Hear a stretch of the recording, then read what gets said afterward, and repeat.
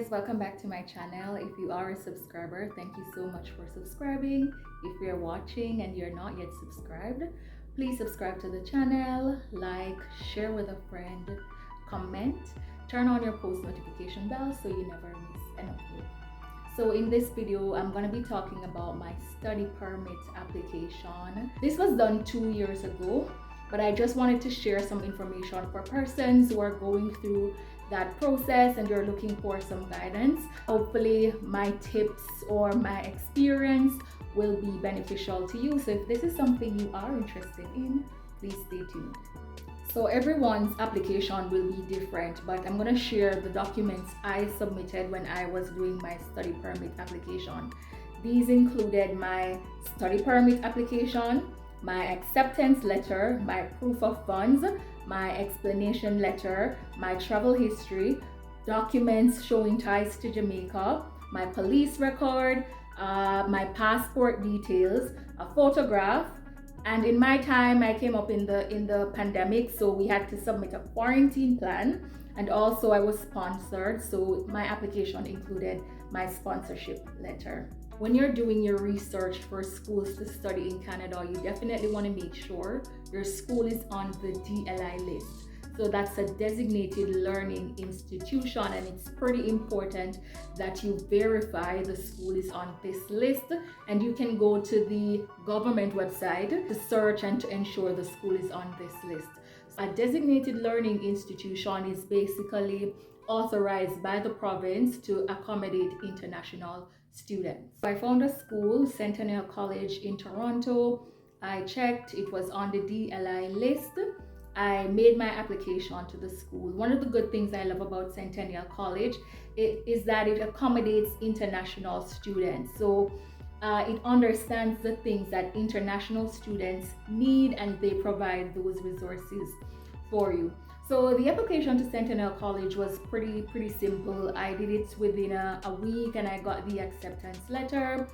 So I just completed the application, sent in my transcript from UWI, and within 1 week those things were approved. For Centennial College, the application process was free, so that was definitely an advantage for me as well, because it was the only school I was gonna apply to anyway. One mistake I think that I made, maybe I should have done some more research at the time to identify more schools, but I found one school. The program that I wanted to do, which is HR, was there. I saw that it was a good school for international students. Hold my spot. I had to pay a deposit of $2,650, and after that I got that acceptance letter and I started my study permit application. My tuition, including insurance at Centennial College at the time in 2020 for the postgraduate certificate in HR for 2 semesters was $16,500. So I'm going to go through some of the documents required now for the study permit application. So for my study permit application, I used a sponsor.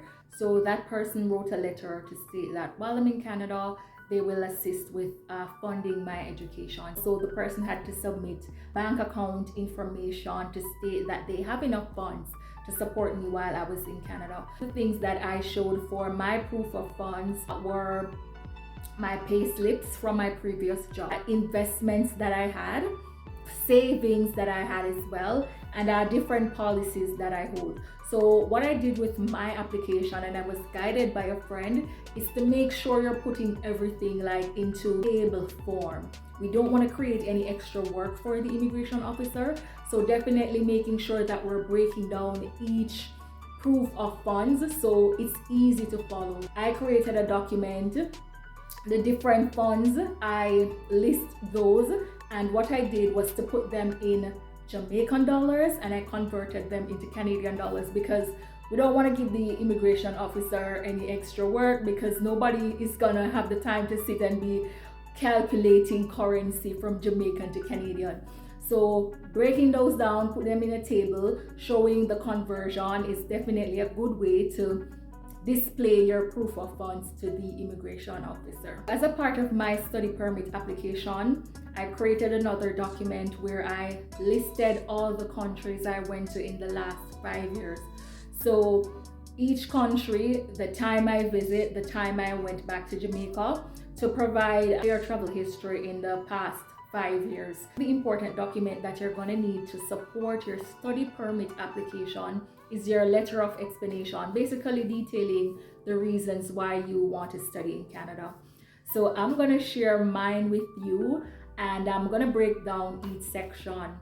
Everybody's letter of explanation will be different, but you just want to highlight to the immigration officer the reasons why you want to study in Canada and support that. So I'm going to read through mine, and then I'm going to discuss the different sections.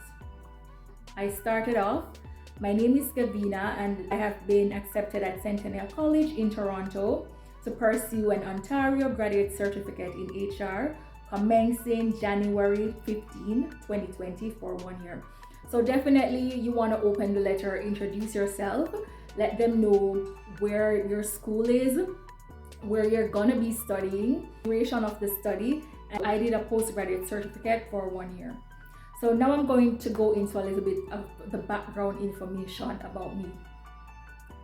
I am a driven individual who sets targets and work assiduously to achieve them.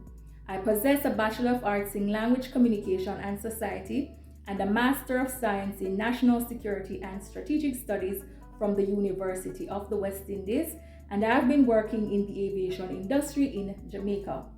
Having garnered 8 years experience, I'm ready to enter a new career path as I developed a passion for HR.